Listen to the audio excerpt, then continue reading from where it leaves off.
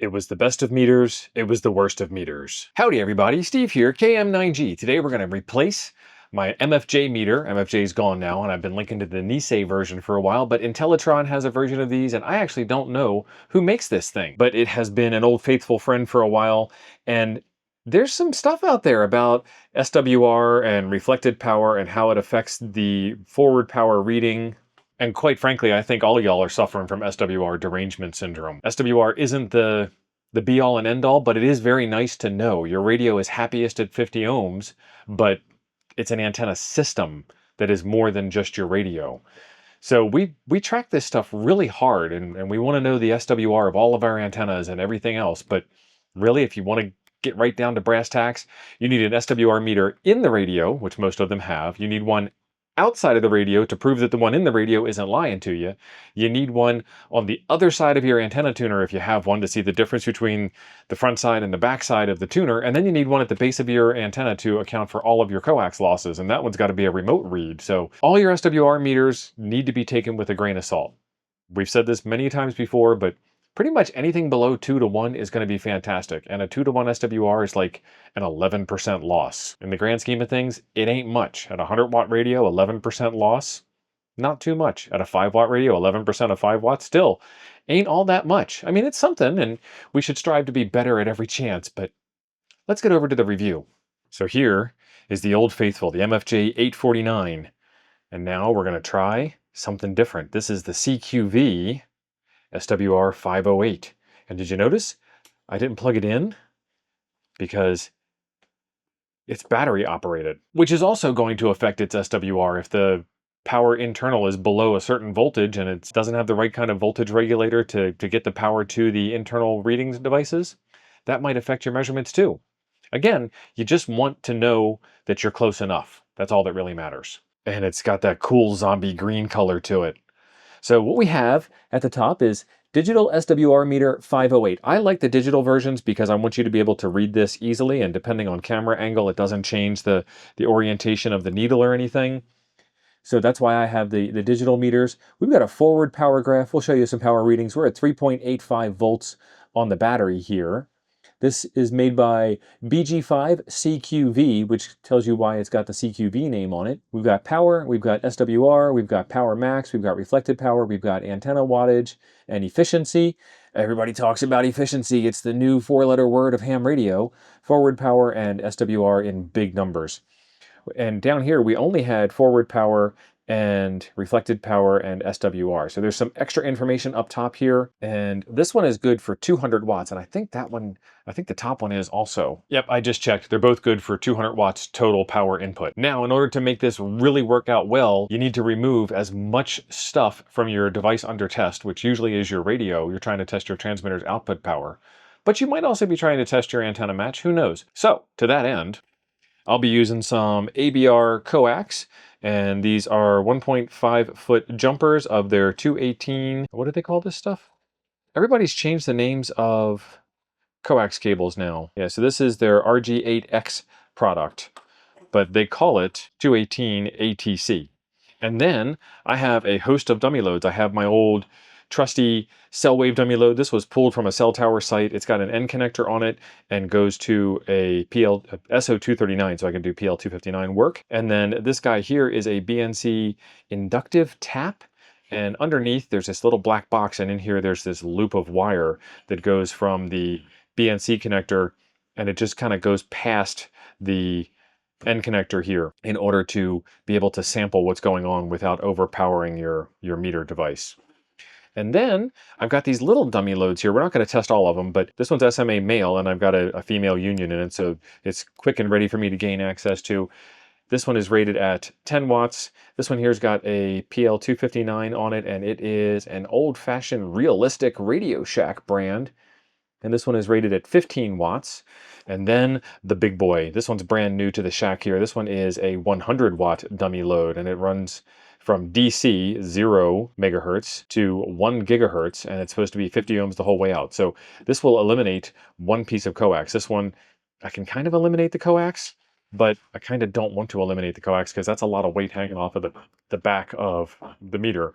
And kind of this is too. So we'll see where we where we land with these guys here. Let's get a radio on this thing. So this is my Yaesu 857. I'm plugging in the ABR coax here for us. And there's that big, beautiful radio for you. On the back of the MFJ meter or the Nisei or the IntelliTron, you've got a couple of different ports. On the HF side, it'll do 1.6 megahertz to 60 megahertz. And on the VHF, UHF side, it'll do 125 megahertz to 525 megahertz. So let's take this and we're going to plug the radio into the transmitter port on the HF side. And then I'm going to take my dummy load and plug this directly into the back. Might be easier to do it like that. Yeah, that's not awkward at all. It's it's a little bit bigger than the meter. It actually sticks out below the bottom of the meter. But there you go. And then down here on the MFJ, there's a switch to go to HF mode. So we've got radio, coax jumper, dummy load, and the meter. I'm going to put my radio into FM mode on 160 meters because why not? And we're putting out 108.16 watts, jumping back and forth there. So this is a peak hold meter. We got 108 watts out. What I need to do now is recable this whole mess around so that we can get the new meter, the CQV SWR 508 in and test it out. So we got 108 and change, 108.08, 108.16 on the MFJ version. Let's switch it over. So with this being battery powered, there's one less thing to worry about. And while we were doing everything, this has got an auto power off feature. So it automatically shut itself off to save battery. Check out that intro screen. So there's a bunch of software going on in there. And we're going to key up the same radio, the Yaesu FT857 sitting over there, and see what kind of power we get out of it. So we are showing about 100 watts out here, and we're showing an SWR of 1 to 1, and we're at 98.5% forward, 98.4 forward power, and 100% efficiency, and the antenna's at 99.3, and it's showing power max is 100. So that's the most amount of power that we've put out there. Looks pretty good to me. So now that you have two different power meters, you're into the classical ham's dilemma of which one of these is accurate. If you have one meter, you have 100% accuracy 100% of the time. And if you have two meters, you never know what you're looking at. I'm going to change out the dummy load. We'll see if that does anything different. So we'll take off this big 100-watt dummy load. It's actually a little warm too, nice. And even though this is a 100-watt radio, we can still run a smaller dummy load like this for very, very brief amounts of time. And now I can do hands-free. That other dummy load was a little too heavy and it made the MFJ meter sit up tall because it was resting on the workbench, and it made the CQV meter tilt back because it was heavier than the meter was. This one is light. So we're gonna run that same test. We're still on the 857, we're still on the same band, we're still on the same mode. We just have a different dummy load. And I'm gonna blip it real quick. And we hit 100, and we've got 100 max, and everything stays on the meter for a little bit.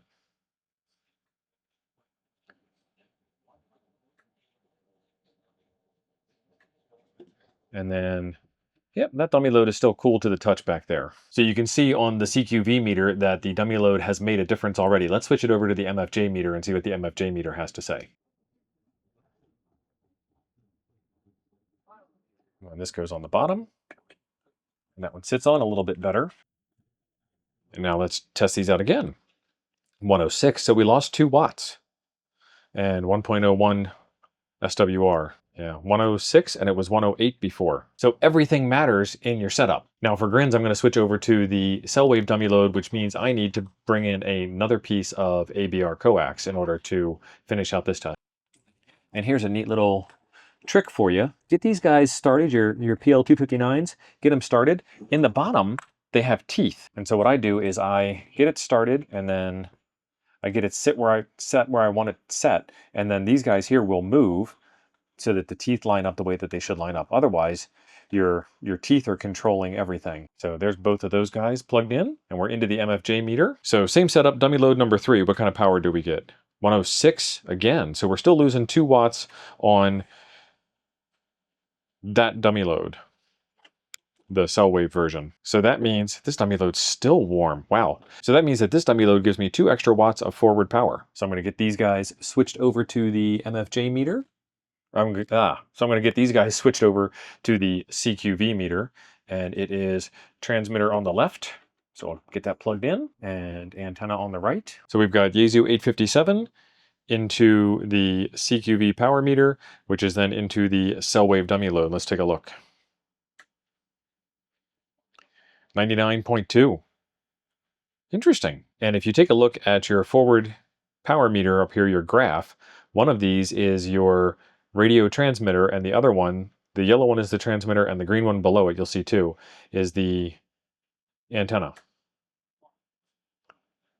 And you've got 100% efficiency, and you can see that the green bar and the yellow bar are matched. I don't know if you can actually tell the colors, but you can kind of see it as I key up and key down.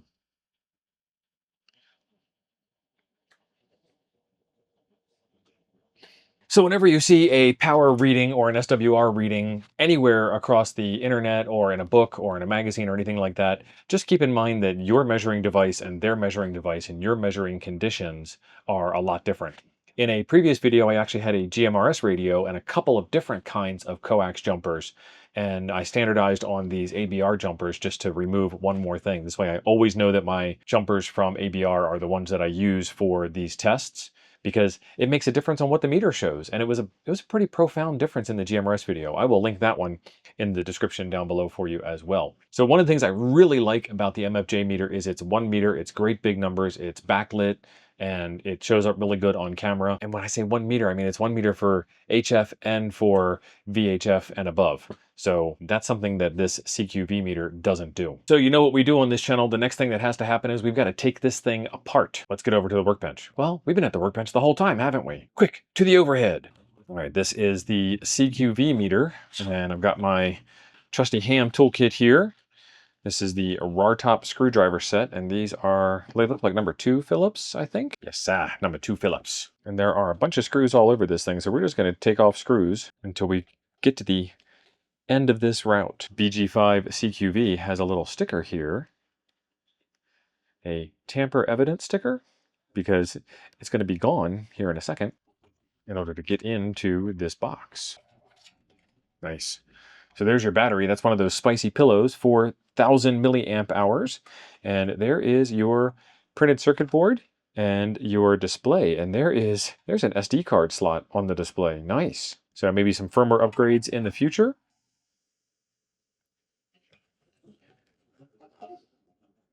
4.3-inch. Let's turn this over so you guys can see it.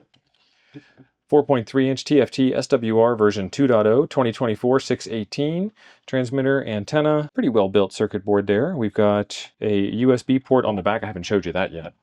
We've got a USB port on the back to charge that battery and a power switch. So that's what those two are. And then this is your battery here, which then comes down to your circuit board for the charging circuit. I need to see what that chip is. The chip has been sanded down so you can't tell what it is or what that one is over there, but that's definitely some kind of processor. I'm not really sure why they sand those chips down. Probably so you can't reverse engineer it like what we're looking at right now. And one of the things that you have to watch out for, you can tell that this here is your SWR measuring circuit. A lot of times these will be different components, but these all need to be matched up on both sides of the equation, kind of like algebra. So we've got L60, L60, 49R9. We've got an extra one over here, R19, is a different, it's not over here on this side, so I wonder what that's about. And then 302, 302, and then 183, 183. So those parts all look like they line up pretty good there. And if these guys don't match, then your forward and your reflected measurement are a little bit out of whack. And that QR code just resolves to some text. But let's take a look at these chips over here and see if we can tell what these are. That is hard to read. It looks like maybe A1 HMI. And that one is hard to read as well. That one looks like it's missing its face entirely. And there's a big chip there that just has a plus on it. Very interesting.